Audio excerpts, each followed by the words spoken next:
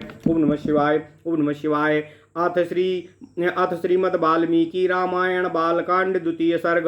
ओम नमः शिवाय। रामायण काव्य का उपक्रम। तमसा के तट पर क्रौंच वध से संतप्त हुए महर्षि वाल्मीकि के शोक का श्लोक के रूप में प्रकट होना तथा ब्रह्मा जी का उन्हें श्री रामचरित्रमय काव्य के निर्माण का आदेश देना। ओम नमः शिवाय। ओम नमः शिवाय। ओम नमः शिवाय। ओम नमो भगवते वासुदेवाय। ओम देवकी सुत गोविंद वासुदेव जगतपते देहमेतनियं कृष्ण त्वाम अहम शरणं गतः। नारदस्य तु तद्वाक्यं श्रुत्वा वाक्यविशारदः पूजयामास धर्मात्मा सह शिष्यो महामुनिम्। यथावत् पूजितस्तेन देवर्षिर्नारदस्तथा आप्रच्छ्येवाभ्यनुज्ञातः सा जगाम विहाय सम। ओम नमः शिवाय। सा मुहूर्तं गते तस्मिन् देवलोकं मुनिस्तदा जगाम तमसा तीरं जाह्नव्यास्त्वविदूरताः। ओम नमः शिवाय। सा तु तीरं समासाद्य तमसाया मुनिस्तदा शिष्यमाह स्थितं पार्श्वे दृष्ट्वा तीर्थं कर्दमम्। अकर्दमिदं तीर्थं भरद्वाजो निशामये रमणीयं प्रसन्नाम्बु सन्मनुष्य मनो यथा। ओम नमः शिवाय। ओम नमः शिवाय। ओम नमः शिवाय।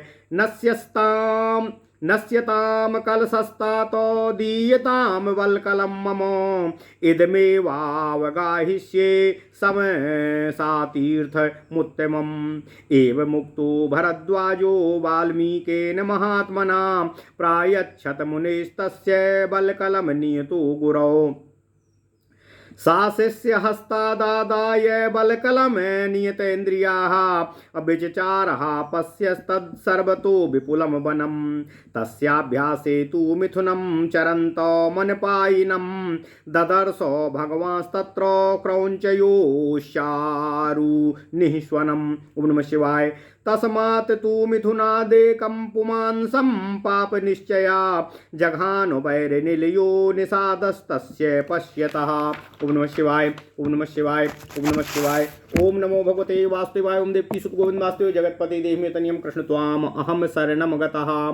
तं शोणितपरीताङ्गं चेष्टमानं महीतले भार्या तु निहतं दृष्ट्वा रुरावो करुणां गिरं। वियुक्ता पतिना तेन द्विजेन सहचारिणा ताम्रशीर्षेण मत्तेन पत्रिणा सहितेन वै। तथाविधं द्विजं दृष्ट्वा निषादेन निपातितं ऋषेर्धर्मात्मनस्तस्य कारुण्यं समपद्यत। ततः करुणवेदित्वा दधर्मोऽयमिति द्विजा निशाम्य रुदतीं क्रौञ्चीमिदं वचनं ब्रवीत। मा निषाद प्रतिष्ठामो त्वमगमः शाश्वती समाः यत् क्रौञ्चो मिथुनादेकामवधि काममोहितं। तस्येत्थं बुभ्रातश्चिन्तां बभूव हृदि वीक्षतः अशोकार्तेनास्य शकुने किमिदं व्याहृतं मया। चिन्तयन् असा महाप्राज्ञाश्चकार मतिमान्मतिं शिष्यं च ब्राब्रवीद वाक्यमिदं सा मुनिपुङ्गवा। ओम नमः शिवाय। पादबद्धोऽक्षरसमस्तान् त्रिलय समन्वितः अशोकार्तस्य प्रवर्तो मे श्लोको भवतु नान्यथाः। शिष्यस्तु तस्य ब्रुवतो मुनेर्वाक्यमनुत्तमं प्रतिजग्राह्य सन्तुष्टस्य तुष्टो भवन मुनिः। सोऽभिषेकं तथा कृत्वा तीर्थे तस्मिन् यथा विधिः तमेव चिन्तयन्नर्थमुपावर्तत वै मुनिः। भरद्वाजास्ततः शिष्यो विनीतः श्रुतवान् गुरु कलशं पूर्णमादाय पृष्ठतोऽनुजगामः। सा प्रविश्याश्रमपदं शिष्येण सह धर्मवितो उपविष्टा कथाश्चान्याश्चकारो ध्यानमास्थितः। आजगामो ततो ब्रह्मा लोककर्ता स्वयं प्रभु चतुर्मुखो महातेजा दृष्ट्वा द्रष्टुम तम मुनिपुंगवम् वाल्मीकिरथ तं दृष्ट्वा सहसोत्थाय भाग्यतः प्राञ्जलिः प्रयतो भूत्वा तस्थो परम विस्मितः। ओम नमः शिवाय। पूजयामास तम देवं पाद्यार्धासन वंदनय प्रणम्य विधिवच्चैनं पृष्ट्वा चैव निरामयम्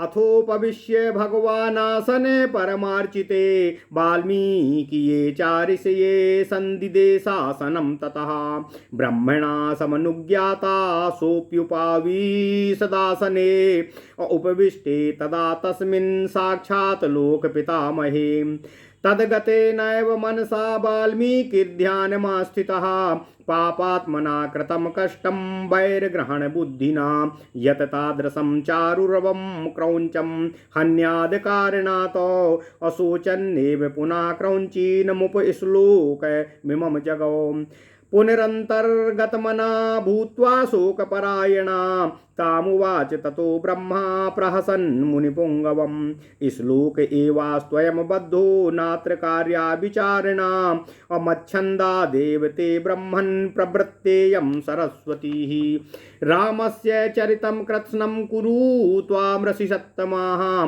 धर्मात्मनो भगवतो लोके रामस्य धीमता वृत्तं कथय धीरस्य यथा ते नारदाश्रुतं रहस्यं च प्रकाशं च यद्वृत्तं तस्य धीमताः रामस्य सह सौमित्रे राक्षसानां च सर्वशः उद्वेदेहाश्चैव यद्वृत्तं प्रकाशं यदि वारः ता चाप्याविदितं सर्वम् अविदितं ते भविष्यति नाते बागनृता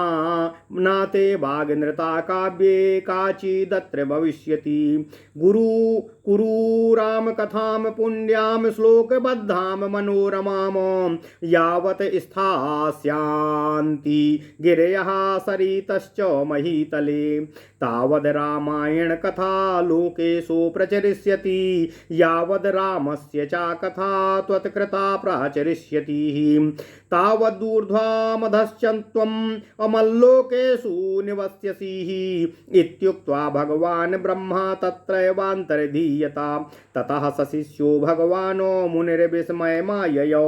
ओम नमः शिवाय। ओम नमः शिवाय। ओम नमो भगवते वासुदेवाय। ओम देवकी सुत गोविंद वासुदेव जगत्पते देहमेतन्यं कृष्ण त्वाम अहं शरणं गतः तस्य शिष्यास्तथा सर्वे जगुः श्लोकमिमं पुनः अमुहुर्मुहुः प्रीयमाणा प्राहुश्च भ्रश विस्मिताः समाक्षरैश्चतुर्भिर्यः पादैर्गीतो महर्षिणा असोनुव्याहरणाद् भूयः शोकः श्लोकात्वमागतः तस्य बुद्धिरियं जाता महर्षेर्भावितात्मनः कृत्स्नं रामायणं काव्यमीदृशे करवाण्यहम् उदारवृत्तार्थपदैर्मनोरमय स्तदास्य रामस्य चकार कीर्तिमान् समाक्षरय श्लोक सतैर्यश्विनो यशस्करं काव्यमुदार दर्शन तदुपगत समास संधियोगम्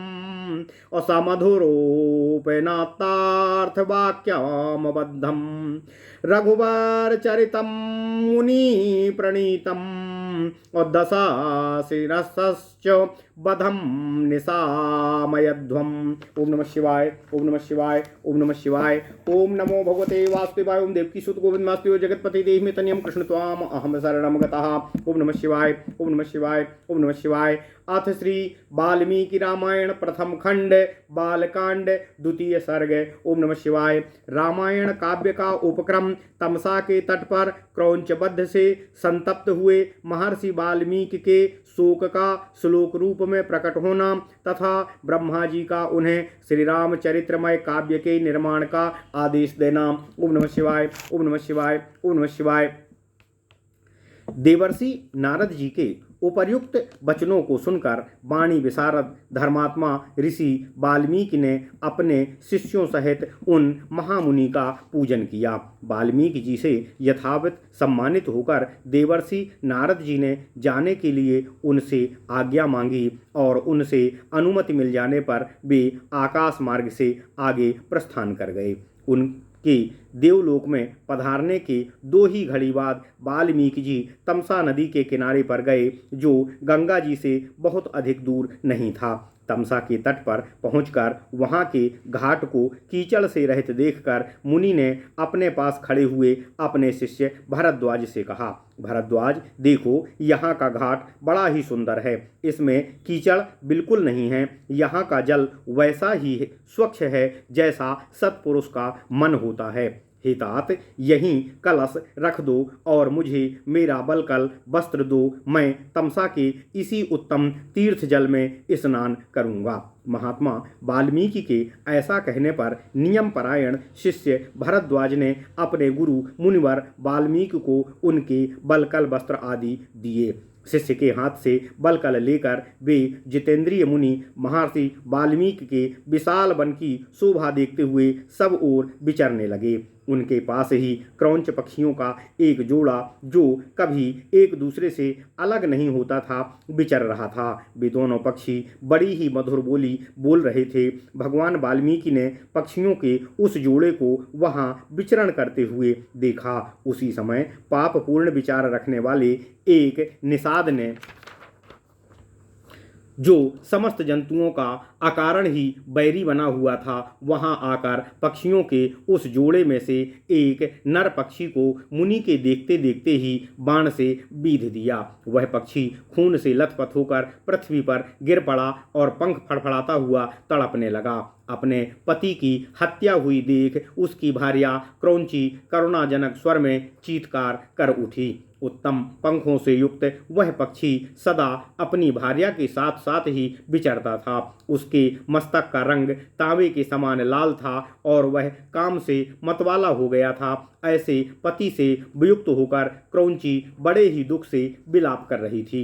निषाद ने जिसे मार गिराया था, उस नर पक्षी की वह दुर्दशा देख उन धर्मात्मा ऋषि को बड़ी दया आई। स्वभावतः करुणा का अनुभव करने वाले ब्रह्मर्षि ने यह अधर्म हुआ है ऐसा निश्चय करके रोती हुई क्रौंची की ओर देखते हुए निषाद से इस प्रकार कहा, निषाद, तुझे नित्य निरंतर कभी भी शांति न मिले, क्योंकि तूने इस क्रौंच के जोड़े को एकाकी, जो काम से मोहित हो रहा था, बिना किसी अपराध के ही इसकी हत्या कर दी है। ऐसा कहकर जब उन्होंने इस श्लोक पर विचार किया, तब उनके मन में यह चिंता हुई कि यह इस पक्षी के शोक से पीड़ित होकर मैंने कैसा वाक्य कह डाला। यही सोचते हुए महाज्ञानी और परम बुद्धिमान मुनिवर वाल्मीकि एक निश्चय पर पहुंच गए और अपने शिष्य से इस प्रकार बोले, हे भरद्वाज, शोक में पीड़ित हुए मेरे मुख से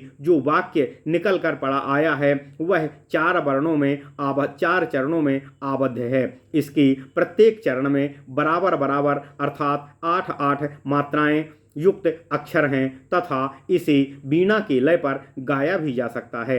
अतः मेरा यह वचन श्लोक रूप अर्थात श्लोक नामक छंद में आबद्ध महाकाव्य या यशः स्वरूप होना चाहिए, अन्यथा नहीं होना चाहिए। मुनि की यह उत्तम बात उनके शिष्य भरद्वाज जी को बड़ी प्रसन्नता हुई और उन्होंने उनका समर्थन करते हुए कहा, हाँ, आपका यह वाक्य श्लोक रूप ही होना चाहिए। शिष्य के इस कथन से मुनि को विशेष संतोष की प्राप्ति हुई। तत्पश्चात उन्होंने उत्तम तीर्थ में विधिपूर्वक स्नान किया और उसी विषय पर विचार करते हुए वे अपने आश्रम की ओर लौट पड़े। फिर उनका विनीत एवं शास्त्रज्ञ शिष्य भरद्वाज भी वह जल से भरा हुआ कलश लेकर गुरु जी के पीछे पीछे चलता हुआ आश्रम पहुंच पहुंचा। शिष्य के साथ आश्रम में पहुंचकर धर्मज्ञ ऋषि वाल्मीकि जी आसन पर विराजमान हुए और दूसरी दूसरी बातें अपने शिष्यों से करने लगे, परंतु उनका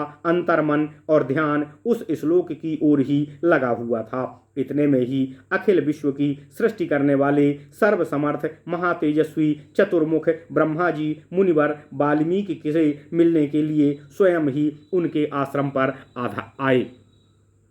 उन्हें देखते ही महर्षि वाल्मीकि सहसा उठकर खड़े होकर उनकी आगवानी करने लगे। वे मन और इंद्रियों को बस में रखकर अत्यंत विस्मित हो हाथ जोड़े चुपचाप कुछ काल तक खड़े ही रहे और कुछ भी ना बोल सके। तत्पश्चात उन्होंने पाद्य, अर्घ्य, आसन और स्तुति आदि के द्वारा भगवान ब्रह्मा जी का पूजन किया और उनके चरणों में विधिवत प्रणाम करके उनसे कुशल समाचार पूछा।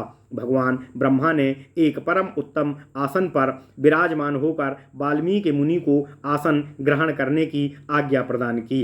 ब्रह्मा जी की आज्ञा पाकर वे भी आसन पर बैठे और उस समय साक्षात लोक पितामह ब्रह्मा उनके सामने पधारे हुए थे। तो भी वाल्मीकि जी का मन उस क्रौंच पक्षी वाली घटना की ओर ही लगा रहा। वे उसी के विषय में अंतर्मन से सोच रहे थे। ओह, किसकी बुद्धि वैर भाव के ग्रहण करने में ही लगी रहती है। उन परमात्मा व्याध ने बिना उस पापात्मा व्याध ने बिना किसी अपराध के ही ऐसे मनोहर कलरव करने वाले क्रौंच पक्षी के प्राणों का हरण कर लिया। यही सोचते सोचते उन्होंने क्रौंची के आर्तनाद को सुनकर निषाद को लक्ष्य करके जो श्लोक कहा था उसी को फिर से ब्रह्मा जी के सामने उन्होंने दोहराया। उसे दोहराते ही फिर उनके मन में अपने दिए हुए शाप के अनौचित्य का ध्यान आया। तब वे शोक और चिंता में डूब गए। ब्रह्मा जी उनकी मनः स्थिति को समझकर हंसते हुए मुनिवर वाल्मीकि से इस प्रकार बोले, ब्राह्मण, तुम्हारे मुंह से निकला हुआ यह छंदोबद्ध वाक्य श्लोक रूप ही होगा। इस विषय में तुम्हें कोई अन्यथा विचार नहीं करना चाहिए। मेरे संकल्प अथवा प्रेरणा से ही तुम्हारे मुंह से ऐसी वाणी निकली है। मुनि श्रेष्ठ, तुम भगवान श्री राम के संपूर्ण चरित्र का श्लोक रूप में ही वर्णन करो। परम बुद्धिमान भगवान श्री राम संसार में सबसे बड़े धर्मात्मा और धीर पुरुष हैं। तुमने नारद जी के मुंह से जैसा सुना है उसी के अनुसार उनके चरित्र का वैसा ही चित्रण करो। बुद्धिमान भगवान श्री राम हे बुद्धिमान महर्षि, भगवान श्री राम जो गुप्त या प्रकट वृत्तांत है तथा लक्ष्मण, सीता और राक्षसों के जो संपूर्ण गुप्त या प्रकट चरित्र हैं वे सब अज्ञात होने पर भी तुम्हें स्वमेव ही ज्ञात होते जाएंगे। इस काव्य में अंकित तुम्हारी कोई भी बात झूठी नहीं होगी। इसलिए तुम भगवान श्री रामचंद्र जी की परम पवित्र एवं मनोरम कथा को श्लोकबद्ध करके जनसाधारण को उपलब्ध कराने का कष्ट करो। इस पृथ्वी पर जब तक नदियों और पर्वतों की सत्ता रहेगी, जब तक संसार में रामायण का प्रचार होता रहेगा, जब तक तुम्हारी बनाई हुई श्री राम कथा का इस लोक में प्रचार रहेगा, तब तक तुम इच्छानुसार ऊपर नीचे तथा मेरे लोक में निवास करोगे। ऐसा कहकर भगवान ब्रह्मा जी वहीं अंतर्ध्यान हो गए। उनके वहीं अंतर्ध्यान होने से शिष्यों सहित भगवान वाल्मीकि मुनि को बड़ा ही विस्मय हुआ। ओम नमः शिवाय, ओम नमः शिवाय, ओम नमः शिवाय। इसके बाद उनके सभी शिष्य अत्यंत प्रसन्न होकर बार बार इस श्लोक का गान करने लगे तथा परम विस्मित हो परस्पर इस प्रकार कहने लगे, हमारे गुरुदेव महर्षि ने क्रौंच पक्षी के दुख से दुखी होकर जिस समान अक्षरों वाले 4 चरणों से युक्त वाक्य का गान किया था वह था तो उनके हृदय का शोक किंतु उनकी वाणी द्वारा उच्चारित होकर श्लोक रूप में परिणत हो गया। इधर शुद्ध अंतःकरण वाले महर्षि वाल्मीकि के मन में यह विचार हुआ कि मैं ऐसे ही श्लोक से संपूर्ण रामायण काव्य की रचना करूं। यह सोचकर उदार दृष्टि वाले उन यशस्वी महर्षि ने भगवान श्री रामचंद्र जी के चरित्र को लेकर हजारों श्लोकों से युक्त महाकाव्य रामायण की रचना की, जो उनके यश को बढ़ाने वाली है। उसमें भगवान श्री रामचंद्र जी के उदार चरित्रों का प्रतिपादन करने वाले मनोहर पदों का प्रयोग किया गया है। महर्षि वाल्मीकि के बनाए हुए इस काव्य में सत्पुरुष आदि समासों, दीर्घ गुण आदि संधियों और प्रकृति प्रत्यय के संबंध का यथा योग्य निर्वाह हुआ है। इसकी रचना में समता अर्थात पतत प्रकर्ष आदि के दोषों का अभाव है, पदों में माधुर्य है और अर्थ में प्रासाद गुण की अधिकता है। भावुक जनों को इस प्रकार शास्त्रीय पद्धति के अनुकूल बने हुए इस रघुवर चरित्र और रावण वध के प्रसंग को ध्यान देकर सुनना चाहिए। ओम नमः शिवाय, ओम नमः शिवाय। इत्यार्षे श्रीमद् रामायणे वाल्मीकि आदि काव्ये बालकांडे द्वितीय सर्गः। इस प्रकार श्री वाल्मीकि निर्मित आर्ष रामायण आदि काव्य के बालकांड में दूसरा सर्ग पूर्ण हुआ। ओम नमः शिवाय, ओम नमः शिवाय, ओम नमः शिवाय। ओम नमो भगवते वासुदेवाय। ओम देवकी सुत गोविंद वासुदेव जगतपते देव में तन्यम कृष्ण त्वाम अहम शरणम।